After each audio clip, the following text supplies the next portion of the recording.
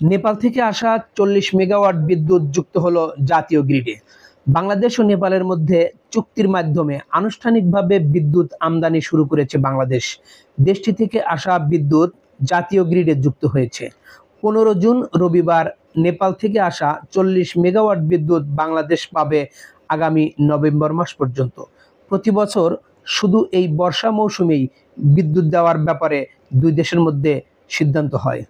এর আগে ২০২৪ সালের ৩ অক্টোবর নেপাল থেকে ভারত হয়ে বিদ্যুৎ আমদানি করতে কাঠমান্ডুতে বাংলাদেশ বিদ্যুৎ উন্নয়ন বোর্ড, নেপাল ইলেকট্রিসিটি অথরিটি ও ভারতের এনটিপিসি বিদ্যুৎ ব্যবসা নিগম লিমিটেড এই ত্রিপক্ষীয় চুক্তিতে স্বাক্ষর করে।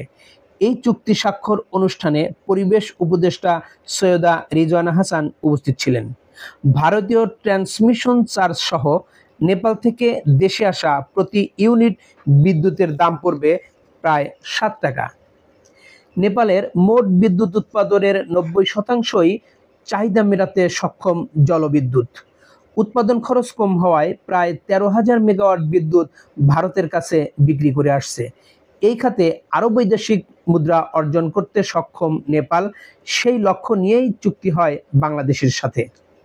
অরুণ নদী ভারতের গঙ্গা হয়ে পদ্মায় এসেছে, এই পথেই বিদ্যুৎ এসেছে দেশে। প্রথমে ভাবা হয়েছিল তাতে নাব্যতা হারাতে পারে পদ্মা, পরে বিশেষজ্ঞ দল বিষয়টিকে নাকচ করে দেয়।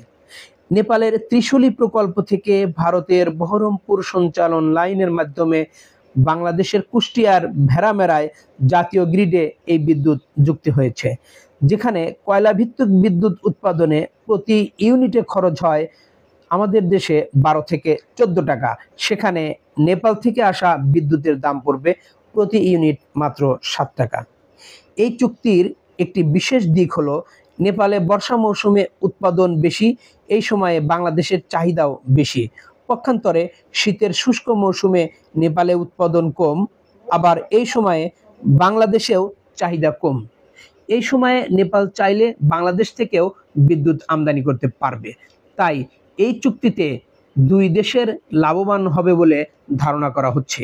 নেপাল থেকে বিদ্যুৎ আমদানির লক্ষ্যমাত্রা ৫০০ মেগাওয়াট, তাই এই ৪০ মেগাওয়াট দিয়েই যাত্রা শুরু হলো। ধন্যবাদ। প্রতিবেদনটি ভালো লাগলে গঠনমূলক কমেন্টস করবেন এবং শেয়ার করবেন। আসসালামু আলাইকুম ওয়া রাহমাতুল্লাহ।